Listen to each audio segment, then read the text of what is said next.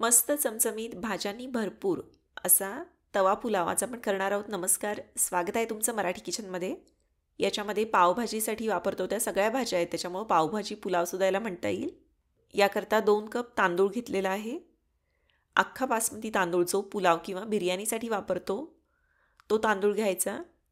2 वेळा पाणी बदलून तांदूळ स्वच्छ धुवून घेतला आणि मग याच्यामध्ये भरपूरचं पाणी घालून तांदूळ भिजत ठेवायचा. इकडे तांदूळ भिजायला ठेवला की भात शिजवण्यासाठी पाणी उकळायला ठेवलं आहे पातेल्यात. तर जेवढा तांदूळ आपण घेतला होता त्याच्या तिप्पट म्हणजे 6 कप पाणी उकळायला ठेवलं. गॅस मोठा ठेवला तरीसुद्धा पाण्याला उकळी यायला 10 मिनिटं तरी जातात. तोपर्यंत आपला तांदूळ जो आहे तो छान भिजतो. भात शिजवून घेताना मीठ जे ते पाण्याच्या हिशोबानं म्हणजे थोडंसं जास्त घालावं लागतं. हे बघा, पाण्याला अशी व्यवस्थित उकळी आली की याच्यामध्ये तांदूळ निथळून घातला आहे. एकदा का याच्यामध्ये तांदूळ घातलं की पाणी थंड होतं आणि मग गॅस मोठा ठेवायचा. पाण्याला पुन्हा उकळी येईपर्यंत 1-2 मिनिटं जातात आणि मग अशी व्यवस्थित उकळी आली की गॅस मध्यम आचेवर करून 5 ते 7 मिनिटं फक्त झाकण न ठेवता भात जो आहे तो शिजवून घ्यायचा.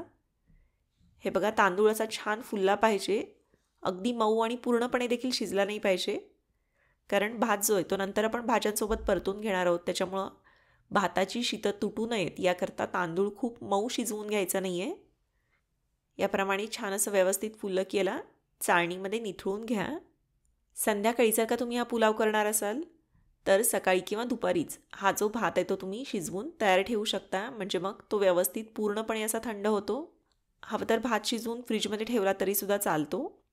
हे बघा, याला असं व्यवस्थित पसरून चाळणीमध्ये ठेवून द्यायचं, म्हणजे मग वाफ जी आहे ती पटकन जाते. आणि अधूनमधून याला असं खालीवर करत राहा, म्हणजे मग भात जो आहे तो छान मोकळा होतो. गरज असेल तर 1-2 चमचे साजूक तूप वरून घालू शकता. भाज्यांमध्ये या ठिकाणी 2 बटाटे जे आहेत ते उकडून त्याचे याप्रमाणे चौकोनी असे काप करून घेतलेत. त्यानंतर फ्लॉवरचे तुरे घेतलेले आहेत. साधारणपणे 1.5 कप फ्लॉवर आहे. भाज्या जर का तुम्हाला मोठ्या मोठ्या आवडत असतील तर भाज्यांचे काप मोठे ठेवू शकता, नाहीतर याहून अगदी बारीक देखील भाज्या ज्या आहेत त्या कट करून घेऊ शकता. या ठिकाणी अर्धा कप बीन्स आहेत. हे सुद्धा जर का तुम्हाला छोटे आवडत असतील तर याचे बारीक तुकडे करून घेऊ शकता. त्यानंतर 2 गाजराचे देखील असे काप करून घेतलेत. पाऊण कप मटार आहे. तसेच थोडीशी सिमला मिरची या ठिकाणी बारीक चिरून घेतलेली आहे.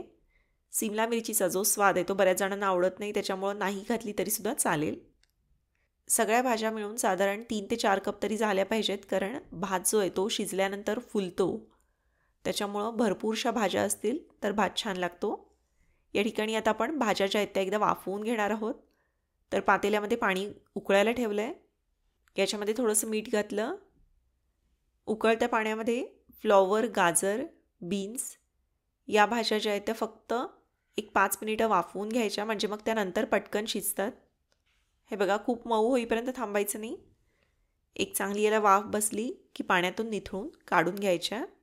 आता मिक्सरच्या भांड्यामध्ये 2 मध्यम आकाराचे टोमॅटो, याच्यामध्ये 7-8 पाकळ्या लसूण, आल्याचे तुकडे आणि थोडासा पुदिना याच्यामध्ये घातला, त्याचा स्वाद खूप छान येतो. हे जे वाटण आहे ते अगदी बारीक एकजीव असंही वाटायचं नाही आहे, थोडंसं असं जाडसर ठेवून द्या. आता भाताला फोडणी देण्यासाठी मोठ्या अशा कढईमध्ये 3 ते 4 टेबलस्पून तेल गरम केलं. भाज्या आणि कांदा व्यवस्थित परतता येईल इतपत पुरेसं तेल याला हवं. त्यानंतर 2 मध्यम आकाराचे कांदे उभे चिरून याच्यामध्ये घातले आहेत. कांदा जो आहे तो हलका सोनेरी रंगाचा होईपर्यंत परतून घ्या आणि मग याच्यामध्ये सिमला मिरची घातली. 1 मिनिट सिमला मिरची परतून घ्या, तशी ती लगेच परतली जाते. त्यानंतर याच्यामध्ये तयार केलेलं वाटण घातलं. तेल सुटेपर्यंत हे सगळं परतून घ्यायचं आणि मग याच्यामध्ये सगळे जे मसाले आहेत ते घालायचे आहेत. भाज्या किंवा मसाला परतून घेताना गॅस मोठ्या आचेवर ठेवायचा आणि मग पटापट एकामागोमाग एक साहित्य तुम्ही घालत जा. अर्धा चमचा हळद घातली. 2 चमचे बेडगी मिरची पावडर किंवा लाल तिखट घालायचं. 2 चमचे पावभाजी मसाला याच्यामध्ये घातला आहे. त्यानंतर मटार आपण वाफवून घेतले नव्हते, त्याच्यामुळं मटार याच्यामध्ये घालायचे. एखादा चमचा बटर घातलं. हे बघा, 1-2 मिनिटं मटार परतून घ्या. मटारचा रंग छान असा गडद होतो, थोडेसे मऊ असे होतात आणि मग याच्यामध्ये बाकीच्या वाफवलेल्या भाज्या ज्या आहेत त्या घालायच्या. मसाल्यांमध्ये भाज्या ज्या आहेत ते छान परतून घ्या. आता चवीनुसार मीठ याच्यामध्ये घातलं.